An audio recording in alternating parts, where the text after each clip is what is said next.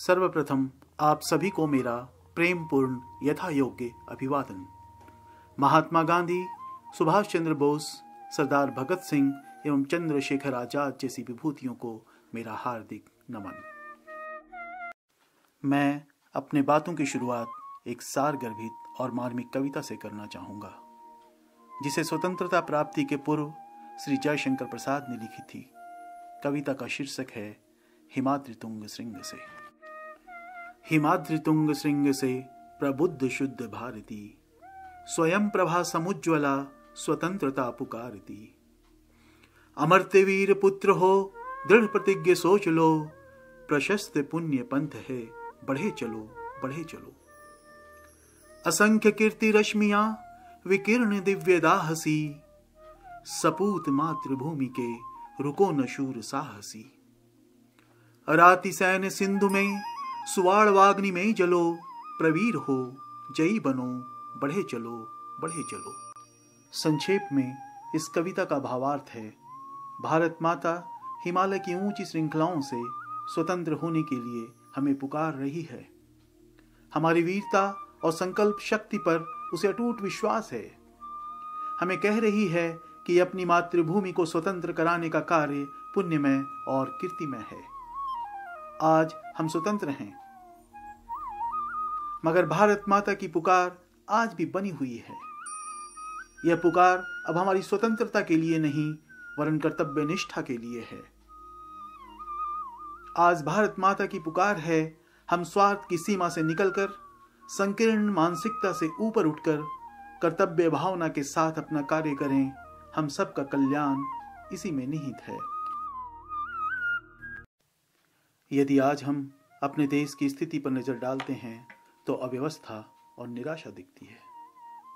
लगता है हमने अपनी संवेदनशीलता खो दी है। हमारी मानसिकता विकृत हुई है। स्वतंत्रता प्राप्ति के बाद से हमारी राष्ट्रीय भावना और सामाजिक चेतना उत्तरोत्तर कम हुई है।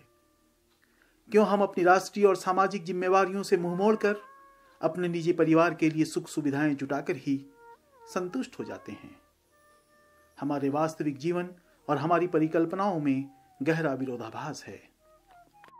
उदाहरण स्वरूप हम गर्व से गुनगुनाते हैं, जहाँ डाल डाल पर सोने की चिड़िया करती है बसेरा, वो भारत देश है मेरा, वो भारत देश है मेरा।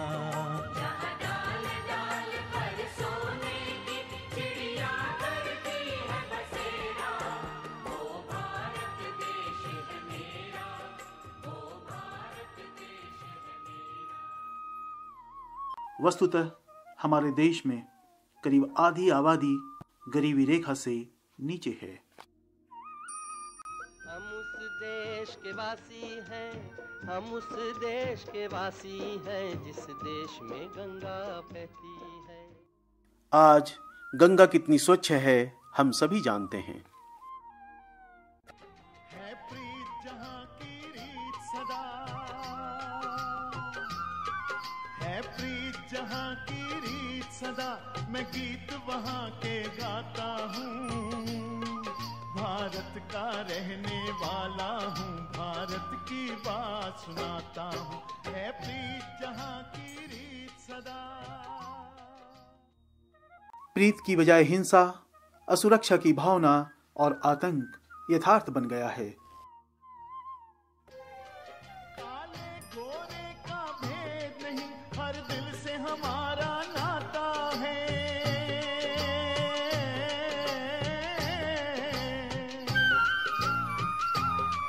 कुछ और न आता हो हमको, हमें प्यार निभाना आता है।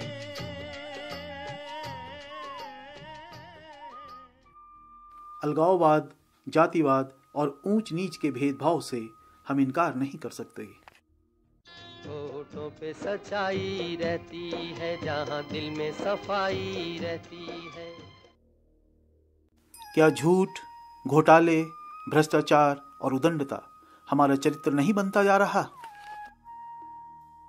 हम स्वाभिमान के साथ कहते हैं, कुछ बात है कि हस्ती मिटती नहीं हमारी, किंतु हमारी हस्ती, हमारी संस्कृति की पहचान खो रही है। विश्व कवि श्री रविंद्रनाथ टैगोर की परिकल्पना थी, Where the mind is without fear and head is held high, where the world has not been broken up to fragments by narrow domestic walls, जहां मन भयमुक्त हो और मस्तक ऊंचा हो, जहां की दुनिया संकीर्ण दीवारों से टुकड़ों में बटी ना हो। क्या ये पंक्तियां आज हमारे देश की वास्तविक स्थिति का बयान करती हैं? वस्तुतः ये पंक्तियां हमें निराश करने के लिए नहीं हैं, अपितु हमारे समक्ष विराट लक्ष्य रखती हैं। देश के प्रति निष्ठा हमारी मूल प्रेरणा शक्ति होनी चाहिए। यह राष्ट्र हमसे बना है, हम सभी के योगदान का संकलित रूप ही राष्ट्र है। अतः यह मायने नहीं रखता कि राष्ट्र ने हमें क्या दिया, यह मायने रखता है कि हमने राष्ट्र को क्या दिया। हम अपने अधिकारों के लिए अक्सर लड़ते रहते हैं, किंतु क्या हम कभी अपने कर्तव्यों के लिए लड़ते हैं? मैं राष्ट्र कवि श्री मैथिली शरण गुप्त लिखित 2 पंक्तियां व्यक्त करना चाहूंगा। जो भरा नहीं है भावों से, बहती जिसमें रसधार नहीं, वो हृदय नहीं है, पत्थर है जिसमें स्वदेश का प्यार नहीं। हमारी समस्याओं की जड़ में जनसंख्या की अधिकता नहीं है, संसाधनों की कमी नहीं है, प्रतिभाओं की कमी नहीं है, योजनाओं की कमी नहीं है। हर चीज जो विकास के लिए आवश्यक है वो है हमारे पास, मगर आज हमारे सामने कोई राष्ट्रव्यापी लक्ष्य नहीं है। स्वतंत्र होने के पूर्व स्वतंत्रता प्राप्ति हमारा राष्ट्रव्यापी लक्ष्य था। सारे राष्ट्र की शक्ति एकजुट होकर उसमें लगी, हम स्वतंत्र हुए। जब किसी राष्ट्र के समक्ष कोई सुनिश्चित लक्ष्य नहीं होता तो संकीर्ण मानसिकता उस पर हावी हो जाती है, शक्ति और समय का अपव्यय होता है। आज यही स्थिति हमारे देश के सामने है, यही हमारी समस्याओं की मुख्य जड़ है। परिणाम स्वरूप सिर्फ 6-7 दशकों में हमारे देश के आम नागरिकों और कर्णधारों की जीवन शैली में कितना फर्क पड़ गया है। श्री लाल बहादुर शास्त्री को गृह विहीन गृह मंत्री कहा जाता था। जब उन्होंने मंत्री पद से त्याग पत्र दिया और सरकारी आवास खाली किया तो उनके पास रहने के लिए मकान नहीं था। किराए पर मकान लिया। उनमें चरित्र का बल था। उनके प्रधानमंत्रित्व काल में देश में खाद्यान्न की समस्या उत्पन्न हो गई। उन्होंने देशवासियों से आग्रह किया कि हम सब सप्ताह में एक शाम के भोजन का परित्याग कर सकें तो हमें विदेश पर मोहताज नहीं रहना पड़ेगा। सारे राष्ट्र ने सोमवार की शाम के भोजन का त्याग कर दिया। हमारे प्रथम राष्ट्रपति डॉक्टर राजेंद्र प्रसाद ने अपने बड़े भाई से कहा कि आपने मुझे इस योग्य बना दिया है कि मैं परिवार का भरण पोषण अच्छी तरह कर सकता हूं, मगर मैं पूरे देश को अपना परिवार मानने लगा हूं और आपसे अनुमति चाहता हूं कि देश की सेवा में लग सकूं। सरदार भगत सिंह छोटी उम्र में अंग्रेजों को उखाड़ फेंकने के लिए खेतों में बंदूकें उगाने को सोचते और आश्चर्यचकित होते कि मुट्ठी भर अंग्रेजों को इतने सारे भारतीय क्यों नहीं भगा सकते। 23 वर्ष की उम्र में उन्हें फांसी दे दी गई। फांसी पर जाते वक्त वे संतुष्ट थे कि मैं देश के काम आया, मगर उन्हें अफसोस था कि वे देश के लिए और ज्यादा नहीं कर सके। करतार सिंह सराभा उनके आदर्श थे। आज हमारे समक्ष समर्पण, सच्चाई और त्यागपूर्ण आदर्श की कमी हो गई है। ऐसा आदर्श जो निस्वार्थ और समर्पण भाव से राष्ट्र हित में संलग्न हो। जब स्वार्थ से बढ़कर राष्ट्र हित हो, आलोचना के बदले प्रयास और लोभ के बदले समर्पण, तभी राष्ट्र का उत्थान संभव है।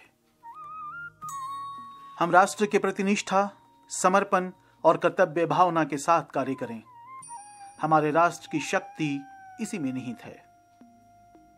मैं समझता हूं हमारे व्यक्तिगत गुणों की कोई कीमत नहीं यदि हम राष्ट्र के प्रति नहीं सोचते। मैं एक भावपूर्ण कविता प्रस्तुत करना चाहता हूं। कविता है श्री माखनलाल चतुर्वेदी लिखित पुष्प की अभिलाषा। चाह नहीं मैं सुरबाला के गहनों में गूंथा जाऊं, चाह नहीं मैं प्रेमी माला में बिंद प्यारी को ललचाऊं, चाह नहीं मैं देवों के सिर पर चढ़ूं और भाग्य पर ढलाऊं, चाह नहीं मैं सम्राटों के शव पर हे हरि डाला जाऊं। मुझे तोड़ लेना वनमाली, उस पथ पर देना तुम फेंक, मातृभूमि पर शीश चढ़ाने जिस पथ जाएं वीर अनेक। वीर कौन है? वीर वो है जो निष्ठा, ईमानदारी, सच्चाई, समर्पण और कर्तव्य की भावना के साथ अपना कार्य करता है। पुष्प की अभिलाषा उसके मार्ग पर बिछ जाने की है। क्या यह वास्तव में एक पुष्प की अभिलाषा है? वस्तुतः पुष्प के माध्यम से अभिव्यक्त यह हमारी स्वयं की अभिलाषा है। आज हमारी मातृभूमि को ऐसी ही वीरता की आवश्यकता है। मैं आपके समक्ष कुछ विचारणीय प्रश्न रखना चाहता हूं। क्या हमारी शिक्षा व्यवस्था कर्तव्य निष्ठा, परिश्रम की प्रवृत्ति, विनम्रता, ईमानदारी और निस्वार्थ भाव भरने में सफल है? अजमल कसाब हमारे देश का दोषी है, सिर्फ यह बताने के लिए हमारी अदालतों को 11,000 पन्ने लिखने की जरूरत पड़ती है। दूसरी ओर रोजमर्रे की जिंदगी से जूझते रहने वाले आम भारतीयों के 3 करोड़ से ज्यादा मुकदमे हमारी अदालतों में लंबित हैं। क्या यह एक विसंगति नहीं है? हमारी आजादी के इतने वर्षों बाद भी आज भारतीय दंड संहिता 1860 के नाम से जानी जाती है। हमारे वकील गर्मियों में भी अदालतों में काले कोट पहनते हैं। क्यों हम अपनी मौलिकता, क्षमता और रचनात्मकता को नहीं पहचान पाते? निर्जीव औपचारिकता और अंधानुकरण को ही अपना जीवन मूल्य क्यों मानने लगे हैं? हम अपने अंतर्मन की, अंतरात्मा की आवाज को सुनने से क्यों इनकार करते हैं? क्यों हम अक्सर ऐसे मार्ग का चयन करते हैं जो हमारे अंतर्मन को कुचल कर निकलता है? हमारे अंतर्मन की आवाज अत्यंत नाजुक है। हम उसे आसानी से कुचल सकते हैं, मगर वह इतनी स्पष्ट है कि उसके संकेतों को समझने में हमसे कभी भूल नहीं हो सकती। हमें अपने जीवन मूल्यों को समझना और अपने दृष्टिकोण को व्यापक बनाना होगा। एक प्रश्न है, यदि आप किसी बगीचे में जाएं, वहां सारे के सारे फूल एक ही रंग के हों, सभी फूलों से आने वाली खुशबू एक सी हो, आप कैसा महसूस करेंगे? विभिन्नता हमारा यथार्थ है, हमारी सच्चाई है, और उन्हीं विभिन्नताओं के बीच एकत्व की भावना हमारी शक्ति। हम सभी एक ही बगीचे के फूल हैं। इस संदर्भ में श्री द्वारिका प्रसाद माहेश्वरी लिखित एक कविता सुनाना चाहता हूं। कविता का शीर्षक है हम सब सुमन एक उपवन के। एक हमारी धरती सबकी, जिसकी मिट्टी में जन्मे हम, मिली एक सी धूप हमें है, सींचे गए एक जल से हम। पले हुए हैं झूल झूल कर, पलनों में हम एक पवन के, हम सब सुमन एक उपवन के। भिन्न भिन्न है रूप हमारे, अलग अलग हैं क्यारी क्यारी, लेकिन हम सबसे मिलकर ही इस उपवन की शोभा सारी। एक हमारा माली, हम सब रहते नीचे एक गगन के, हम सब सुमन एक उपवन के। सूरज एक हमारा, जिसकी किरणें उनकी कली खिलाती, एक हमारा चांद, चांदनी जिसकी हम सबको नहलाती। मिले एक से स्वर हमको हैं, भ्रमरों के मीठे गुंजन से, हम सब सुमन एक उपवन के। फिर हमारे बीच वह मनुष्य क्यों हम सिर्फ अपना ही सोचते हैं? क्यों हमारा जीवन एक सुखद अनुभूति की बजाय दुखों का सिलसिला बन जाता है? मैं एक प्रश्न आपके समक्ष रखना चाहता हूं, आप स्वयं को उसका उत्तर दें। कल्पना करें, आपकी एक मनोकामना पूर्ण हो सकती है, आपको आपका एक मनचाहा वरदान मिल सकता है, आप क्या मांगेंगे?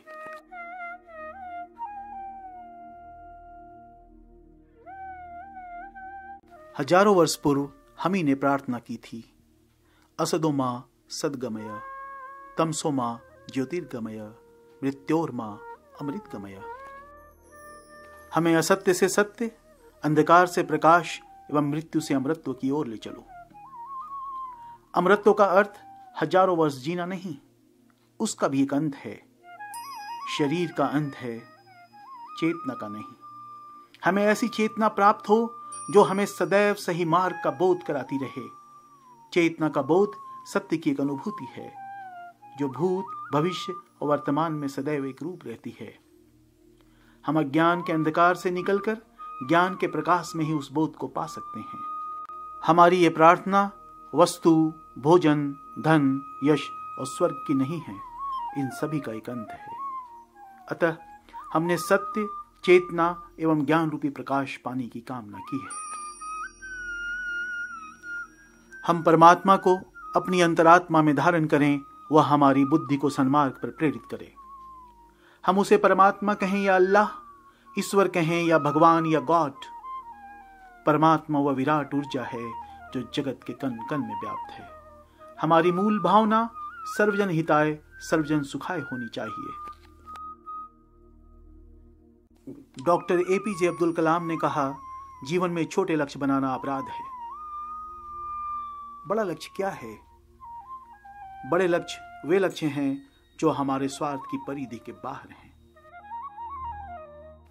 पतंजलि ने लिखा है, जब आप किसी महान योजना से प्रेरित होते हैं तो आपके सभी विचार सीमा तोड़कर विराट रूप ले लेते हैं। आपका मस्तिष्क भौतिक सीमाओं को लांघ जाता है और आप अपने आप को एक रोमांचक दुनिया में पाते हैं। तमाम सुप्त शक्तियां, प्रतिभाएं और योग्यताएं जाग जाती हैं और आप अपने आप को इतने बड़े रूप में पाते हैं जितनी आपने सपने में भी नहीं सोचा होता। हमारा व्यक्तिगत लक्ष्य होना चाहिए, हम कर्तव्य निष्ठा और राष्ट्र प्रेम की भावना के साथ अपने कर्तव्यों का निर्वहन करें। अंत में कहना चाहूंगा, इससे पहले कि सांझ ढले सब और अंधेरा छा जाए, तो खुद को इतना रोशन कर कि सूरज भी घबरा जाए। जय हिंद।